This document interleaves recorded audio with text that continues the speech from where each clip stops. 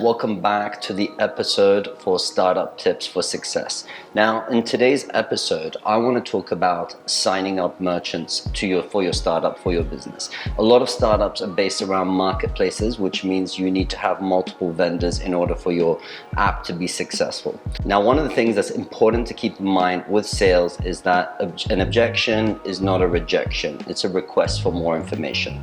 So the one thing is with sales as well is that you never want to sound like a salesman when you're actually giving someone a call, because they're going to put up their guards and they don't want to talk with you because immediately they're thinking you're trying to sell them, you're trying to take their money, they're not interested in your business.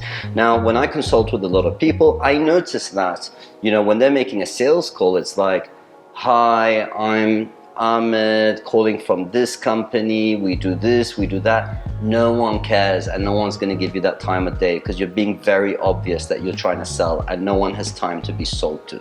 So here's a quick tip that has always worked for me. Now, when I want to call up business, the first thing I want to do is I want to know who the decision maker is that I need to speak to in order to get this deal done.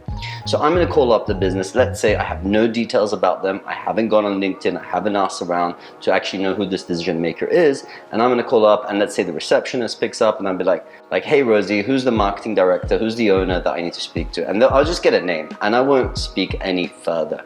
I'll actually give them a call back a few days later, assuming I got the name was John, and I'll be like, hey Rosie, can you put me through to John, please?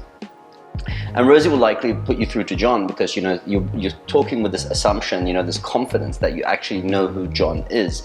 Now, once I get connected to John, again, I don't want to sound like a salesman. Too many people out there are just sounding like salespeople when they're trying to sign up merchants to their business. I want to go in with a killer opening line. I need to grab his attention, right? And so, for example, if I was signing up, let's say restaurants, there's plenty of restaurant delivery apps out there. I'm going to give him a call and be like, hey John, listen, I'm just calling you because I want to bring an extra 100 customers for you tomorrow, and I want to constantly be bringing more customers for you over the next few weeks, and I want to take care of the delivery myself as well. Do you have a minute to talk?